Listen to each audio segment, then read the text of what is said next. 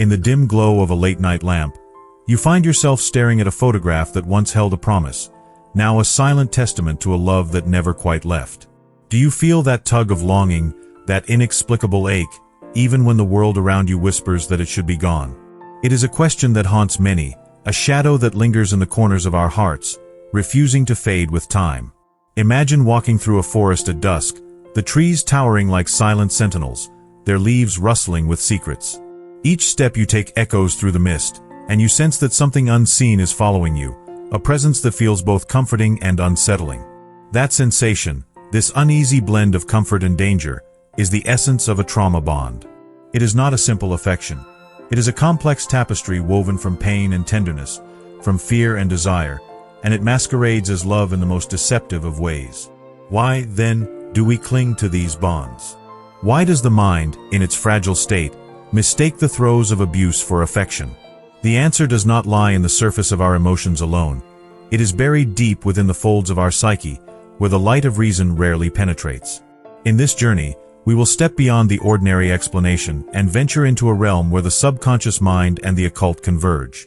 Here, the line between psychological patterns and mystical forces blurs, revealing a hidden truth that has been whispered in hushed tones for centuries. Picture a candle flickering in a cavernous hall, its flame dancing to a rhythm that seems to echo the beating of your heart.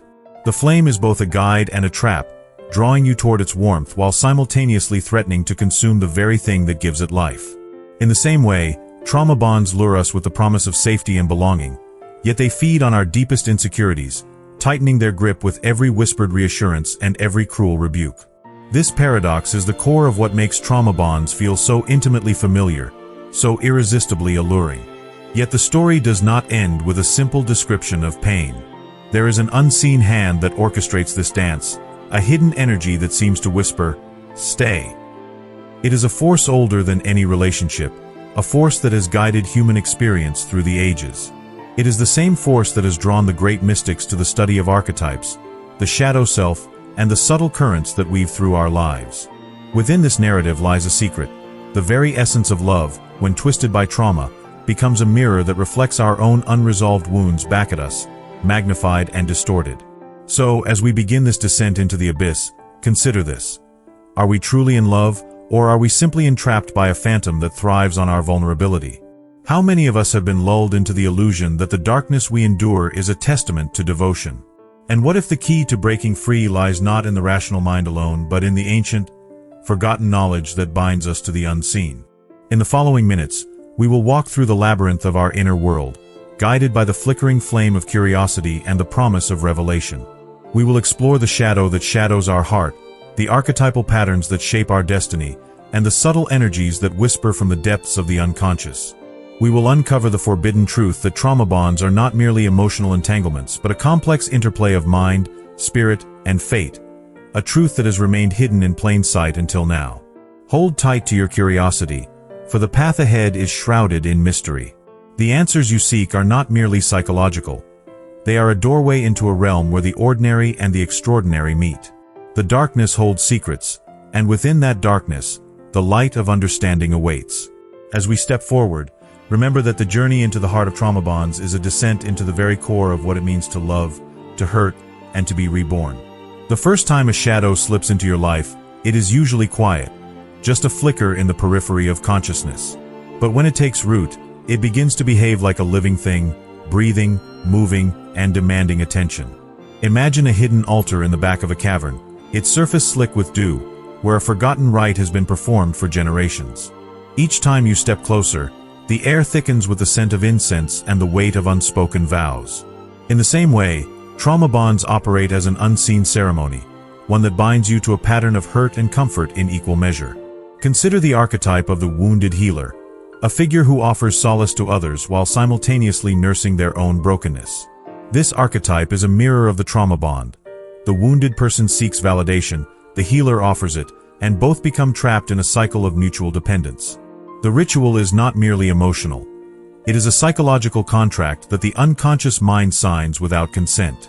The contract is written in sigils of fear and affection, and once inked, it cannot be erased without a deliberate act of remembrance. Now, think about synchronicity, the uncanny alignment of events that feels like fate. When you are in a trauma bond, coincidences abound. The partner's words echo your deepest insecurities. The timing of their absences seems to match your moments of vulnerability. These coincidences are not random. They are the invisible threads of destiny that weave the two of you together. The universe, in its cryptic wisdom, nudges you toward a path that feels both inevitable and treacherous. As you navigate this path, the line between choice and fate blurs, and the illusion of free will dissolves into a shadowy dance.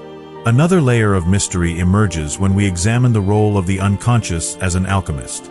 The unconscious transforms raw emotions into gold, but in trauma bonds, it often turns them into lead.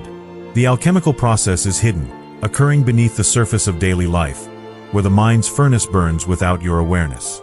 Each time you cling to the toxic affection, you feed the furnace, and the lead of pain hardens into a permanent scar. Yet, if you can recognize the furnace, you can redirect the heat toward a different product: renewal, liberation, or self-compassion. The occult perspective offers a different lens, the idea of shadow love as a portal to the unknown. This portal is not a doorway but a veil, a thin membrane that separates the known world from the hidden realm. When the veil is pulled down, you see the true nature of the bond, an echo of a deeper, cosmic pattern. This pattern, often expressed through symbols like the Ouroboros, reminds us that destruction and rebirth are inseparable. In trauma bonds, the destruction of self precedes the potential for rebirth. Recognizing this can shift the narrative from victimhood to empowerment. Now, consider how this applies when you face a partner who oscillates between tenderness and abuse. The pattern is not random. It is a ritual that your unconscious has rehearsed since childhood. The partner's cruelty, when paired with their affection, becomes a spell that keeps you anchored. The spell is cast by the unseen hand of the shadow self, which thrives on the paradox of pain and pleasure. To break the spell, you must first acknowledge its existence, then confront the shadow that casts it. Furthermore, the hidden energies that sustain trauma bonds are often invisible currents that flow between two people. These currents are like magnetic fields, drawing you in even when you try to step away. The field is strongest when you are most vulnerable, and it weakens only when you assert boundaries with a clear, unwavering voice. By learning to feel these currents, you can chart a course that leads away from the vortex and toward the horizon of autonomy.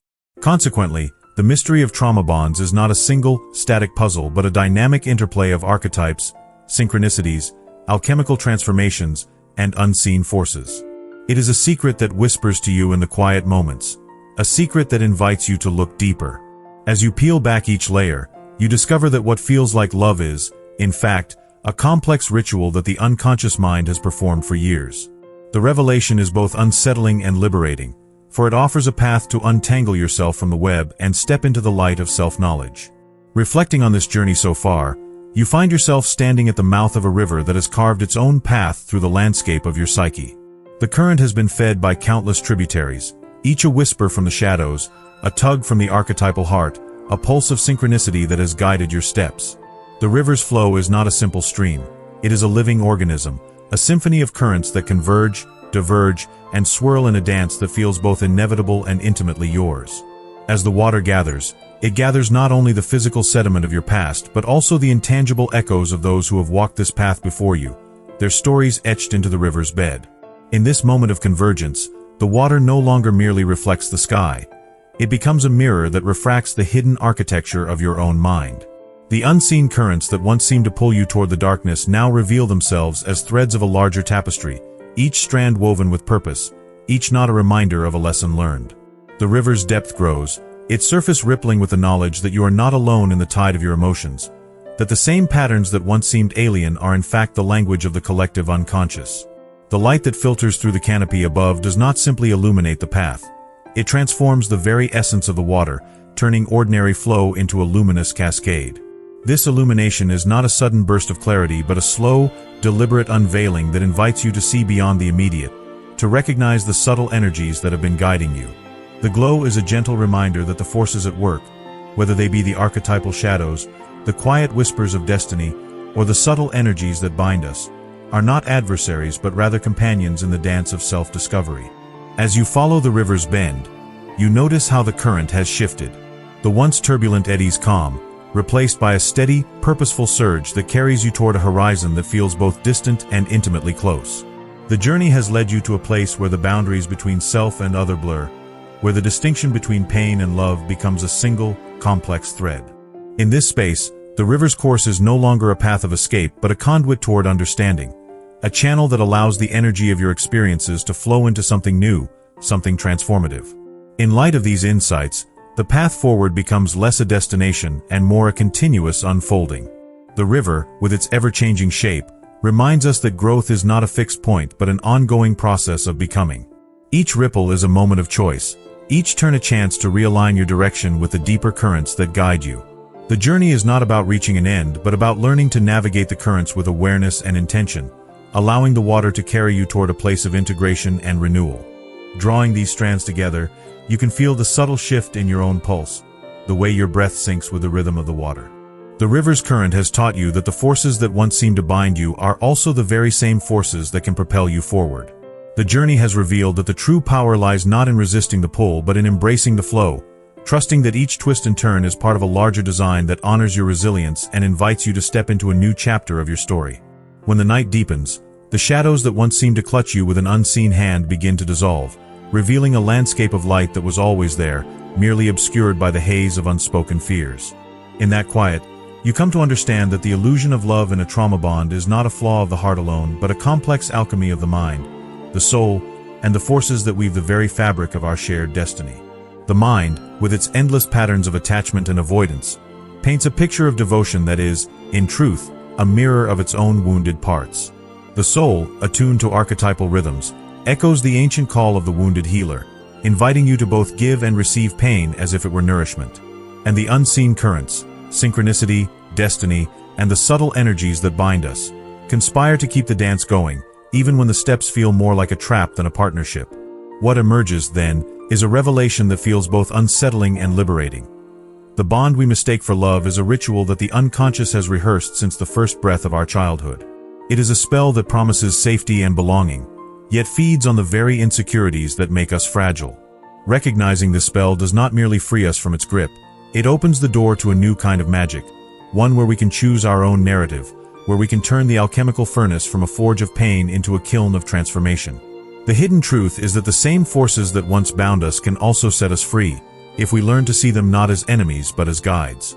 The journey through this revelation is not a simple escape but a pilgrimage toward integration. It invites us to walk into the darkness, not as victims but as seekers of the hidden light.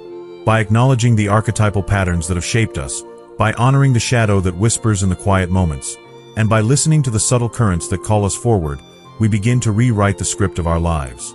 We learn that love, in its truest form, is not a chain but a partnership of growth, freedom, and mutual respect.